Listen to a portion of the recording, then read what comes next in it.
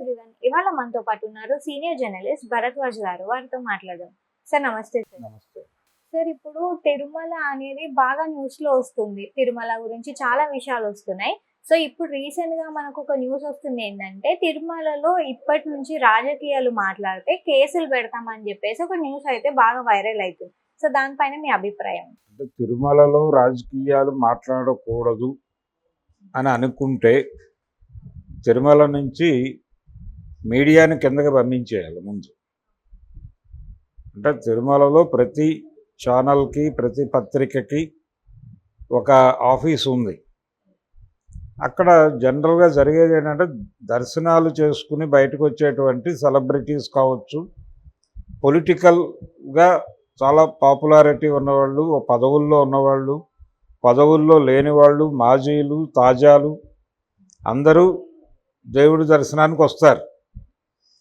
వెంకటేశ్వర స్వామి దర్శనమై వాళ్ళు వస్తూ ఉండగా ఆ గుడి ప్రాంగణం నుంచి కొంచెం యువతలకి రాగానే అక్కడ వారి నాపి, వారు సినిమా సెలబ్రిటీ కావచ్చు, పొలిటీషియన్ కావచ్చు, అది అనవసరం, అలా లోగో పెట్టి వాళ్ళతో మాట్లాడించడం అనేది ఒక సాంప్రదాయంగా నడుస్తోంది.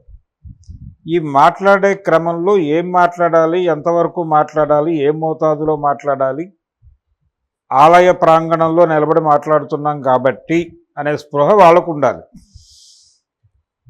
ఆ మాట్లాడే క్రమంలో వాళ్ళ మాటల్లో ఎక్కడో చోట ఏదో కాంట్రవర్సీ దొరుకుతుంది. అవతల వారి మీద విమర్శో, లేకపోతే ఇప్పుడు సపోజ్ తాము అధికారం కోల్పోయి వేరే వారు అధికారం చలాయిస్తూ ఉండగా తిరుమల దర్శనం చేసుకున్నటువంటి ప్రతిపక్ష నాయకుడు, మేము అధికారంలో ఉండగా చాలా చేశాం, మేము వెళ్ళిపోయిన తర్వాత వీళ్ళ చేతుల్లోకి అధికారం వచ్చాక ఇలా తయారు చేశారు, ఇక్కడ కడుపు తరుక్కుపోతోంది అని అన్నాడు అనుకోండి, అది పొలిటికల్ స్టేట్మెంటే అవుతుంది.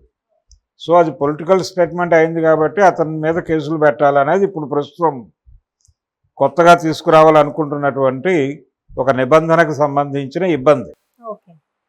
ఈ కేసులు కూడా ఎలా పెట్టాలి, వాళ్ళు కొండ దిగి వెళ్ళే లోపు కేసులు నమోదు చేయాలంటున్నారు. చేయొచ్చు, తప్పేం లేదు దానిలో. అంటే మీడియాని ఇన్ టోటల్ పైన బాయ్కాట్ చేస్తే, అంటే రద్దు చేసి మీరు అలిపిరిలో పెట్టుకోండి మీ ఆఫీస్లో అని చెప్పాలి.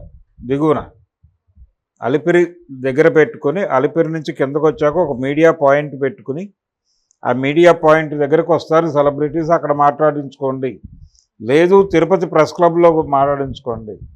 అంతే తప్ప విడిగా మీరు లోగోలు పెట్టి మాట్లాడించటం కొండ మీద కుదరదు. అంటే కొంతవరకు ఈ పొలిటికల్ స్టేట్మెంట్స్ తగ్గచ్చు.